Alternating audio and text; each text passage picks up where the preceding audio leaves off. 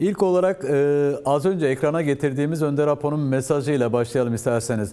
Mesajda Önder Apo barış ve demokratik toplum perspektifinin önemine işaret ediyor. Orta Doğu'daki krizlerin panzehiri olduğunu belirtiyor. Siz mesajı nasıl değerlendirdiniz? Buyurun, sizi dinliyoruz.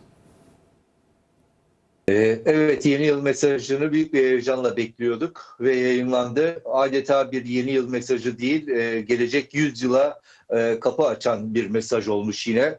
Biliyorsunuz 27 Şubat manifestosu da öyleydi.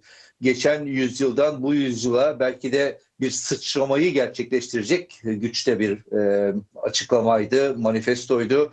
Yeni yıl mesajında da adeta bu 27 Şubat'tan bugüne kadar bu mesajı anlamakta zorluk çekenlere bir kez daha mesajını yinelemiş oldu. Gerçekten çok çok önemli bir mesajdır. Sadece bir yeni yılın eşiğinde değiliz, yeni bir yüzyılın eşiğindeyiz. Bunun idrakiyle bu mesajı okumamız gerekir, anlamamız gerekir diyorum. Peki 2025 yılına Önder Apo'nun 27 Şubat çağrısı damga vurdu. Siz de kısmen değindiniz az önce ama sürecin bir yılını nasıl değerlendiriyorsunuz? Nasıl bir atmosfer yarattı? Evet, şimdi 27 Şubat'taki Sayın Öcalan'ın manifestosunun yaratmış olduğu heyecan, yaratmış olduğu umut ve değişim dönüşüm gücü bir tarafta, diğer tarafta bunu anlamakta zorlanan, adeta direnen, adeta statükoyu yeniden canlandırmak isteyenler diğer tarafta. 2025 bu karşıtlığın yılı oldu ama şunu da unutmamak gerekiyor. Bütün bu karşıtlıklara rağmen manifestonun gücü kendisini her seferinde güçlü bir şekilde ortaya koydu, kanıtladı.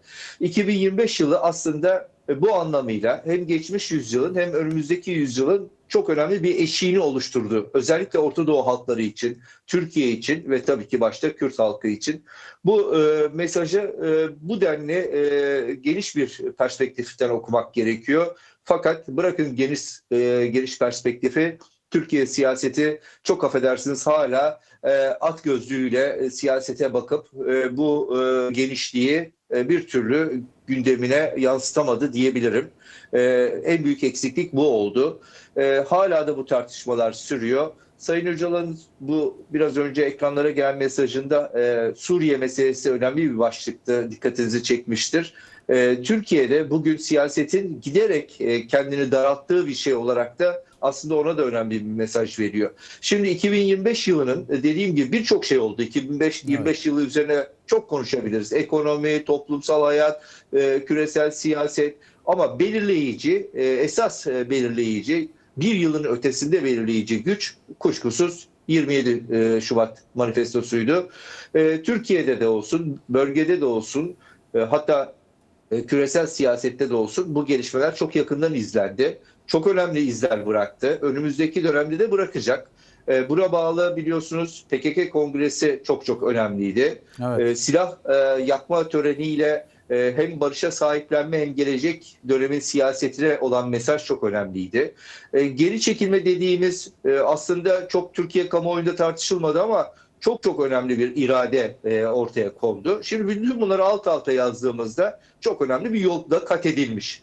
Bunu da söylemek gerekiyor ama diğer taraftan hani biraz önce bahsettiğim direnenler, statükoyu savuranlar, onu canlandırmak isteyenler buna karşı evet maalesef yeterli bir şey bu konuda gerçekleştiremediler. Tam tersine kürek çekmeye devam ettiler.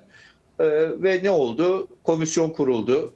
Komisyon çalışmalarını hala tamamlamış değil. Bir rapor yazılacak. Yılan hikayesine döndü. Bu raporun yazılması bekleniyor ve sonrasında yasama süreci başlayacak. Umudumuz bu yönde. Umarım önümüzdeki 1-2 ay içinde 2025 yılının belki de bu önemli adımının sonuçlarını kısmen almaya başlarız. Peki değerli Temel'i, yine kısmen değinmiş olduğunuz bölümle isterseniz biraz daha ayrıntılı açmanızı isteyeceğim. Muhalefet ve özellikle iktidarın sürece yaklaşımı açısından neler söylemek istersiniz bu bir yıl içerisinde? Tabii ki farklar var. Hem muhalefetin hem iktidarın yaklaşımında ama son kertede her ikisinin de statükoya olan bağımlılığı da var. gönüllü bir bağımlılık bu. Dolayısıyla da muhalefete bakıyoruz. Muhalefetten çok daha fazla şey bekliyorduk açıkçası. Çünkü muhalefetle beraber biliyorsunuz çok uzun süredir güçlü bir demokrasi mücadelesi vererek yol alıyoruz. Bu güçlü demokrasi mücadelesini yitirmeksizin bu süreci okumaları, Kürt meselesinin demokratik çözümü için bu 27 Şubat'ta başlayan güçlü adımı daha sağlıklı bir şekilde ele almalarını bekliyorduk. Maalesef muhalefetten bu beklentileri görmemiz mümkün olmadı. Nedenine gelince muhalefet de aslında iktidarın anlayışıyla hareket ediyor. Yani nedir? İktidar olma. Her şeyi iktidar hesaplarına sıkıştıran, her şeyi dolayısıyla rövanşist bir akılla ele alan bir yaklaşım ortaya koydu. Dolayısıyla iktidar yapamaz, biz yaparız anlayışı. Bu ister istemez bir kısır döngü yaratıyor Türkiye siyasetinde. Oysa muhalefet çok daha cesur olmalıydı, çok daha kararlı olmalıydı. Demokrasi meselesinin kilit taşının Kürt meselesi olduğunun farkındalığıyla hareket etmeliydi.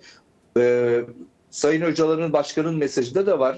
Otoriter rejimlere değiniyor. Evet. Bu otoriter rejimlerden kurtulmanın yolu temelinde bu sorunu çözmekte. İktidara gelince iktidar da sonuçta her şeyi kendi muhasebesine indirgeyerek adeta bir bilanço hesabı yaparak meseleye yaklaşıyor. Yani bundan ne benim yararıma çıkar? Bu konuda bir adım atarsam bunun sonuçları bana nasıl döner? Ve bir tarafıyla kaygı, bir tarafıyla bu hesapçılık ister istemez süreç üzerinde beklenen gelişmeleri engelliyor. Bunu aşmanın yolu tabii ki biz DEM Parti olarak bir yanıyla bunun müzakere zemininde gelişmesini sağlayacak mücadelelerimizde, diğer tarafıyla da toplumun mücadelesini yükselterek hem muhalefete hem iktidara karşı önemli bir siyasi mücadele hattı oluşturduk. Evet. Bu önemliydi. Bakın dikkat edin. Mecliste komisyonun kurulmasından tutun da bu sürecin ilerletilmesinde önemli bir etkiyi yarattık. Bu gücü nereden aldık? İnanın bu gücü bu manifestodan aldık. Bu gücü bu onlarca yılın mücadele birikiminden aldık. Ve bu aklı taşıma çabasındayız. Umarım 2026 yılı 2025'in bu mücadele anlayışını büyüterek bu sahaya, siyaset sahasına yansıtır. Peki. Şimdi Kuzey ve Doğu Suriye'deki duruma bakacağız. Daha doğrusu Türk Devleti'nin Suriye politikasına biraz kısaca değerlendirme almak isterim sizden. Kuzey ve Doğu Suriye'nin durumu bu süreçte kritik bir noktada. Türkiye'deki yetkililer de sık sık burayı hedef alan açıklamalar yapıyor. Suriye politikasını, Kürtlerin kazanımlarını ortadan kaldırma temelinde yürütüyor. Türk Devleti'ne baktığımız zaman ve iktidar da keza o şekilde. Bu politika süreci nasıl etkiler? Yani iktidarın, Türk Devleti'nin Kuzey ve Doğu Suriye'ye yönelik tehdit dilleri süreci nasıl etkiliyor? Sahadaki gerçeklikle ne kadar örtüşüyor? Bakın bir vakayla, bir örnek olayla bunu izah edeyim. Buyurun. İŞİD'in Yalova'daki hücre evinde yapılan operasyonda 3 polis vefat etti. 6 tane de IŞİD'li hayatını kaybetti. Şimdi bu kadar büyük bir olay yaşanmış. Dışişleri Bakanı bir açıklama yapıyor. Başsağlığı diliyor. 3.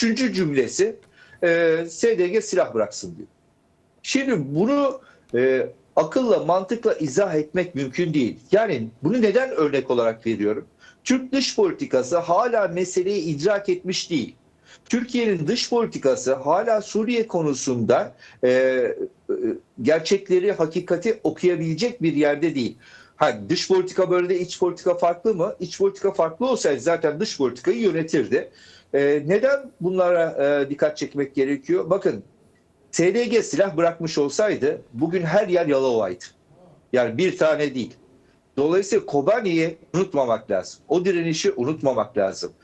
Suriye'deki gelişmeleri doğru bir yerden okumak gerekiyor. Türkiye artık sınırının ötesine bakarken sınırın ötesinde ittifak yapacağı güçlerle, sınırın ötesinde müzakere zeminleriyle, sınırın ötesinde aslında bütünlüklü olarak Kürt meselesinin çözümüne yaklaşımıyla artık farklı bir hatta geçmek zorundadır.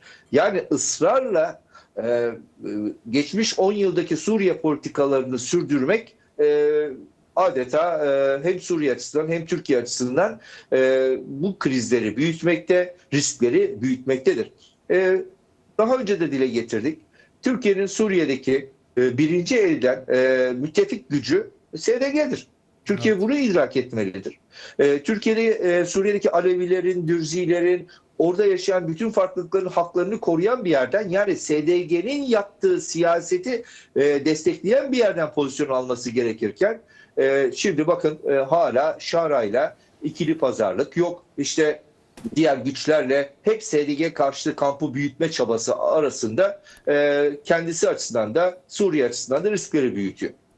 Yani IŞİD'in artıklarıyla IŞİD'den dönme çetelerle iş tutmaya devam ediyor. Yalova örneğini de kendince işte üstünü örtmeye çalışıyor.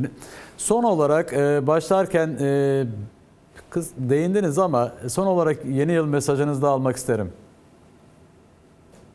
Evet, şimdi gerçekten 2026 yılı çok önemli gelişmeleri potansiyel olarak içinde şimdiden barındırıyor. Bu gelişmelerin Kürt halkının sorunlarını çözecek, Kürt meselesinin sorunlarını çözecek ve bunun özelinde ama genelde bütün Orta Doğu halklarının sorunlarını çözecek bir yıl olması için kuşkusuz daha çok mücadele, daha çok dayanışma, daha çok örgütlülüğe ihtiyacımız var. Bunun belki de başlangıcı 4 Ocak olacak. Önce 4 Ocak'ta Diyarbakır'da buluşacağız. O güçlü iradeyi ortaya koyacağız. Öcalan'ı selamlayacağız ve ondan sonra da hem örgütlü hayatımızda hem mücadele hayatımızda geçmişin deneyimlerinden yararlanarak ama artık çok daha farklı bir enerjiyi, gücü ortaya koyarak yola devam edeceğiz. Herkesi şimdiden yeni yılını kutlarken bu mücadeleye davet ediyorum.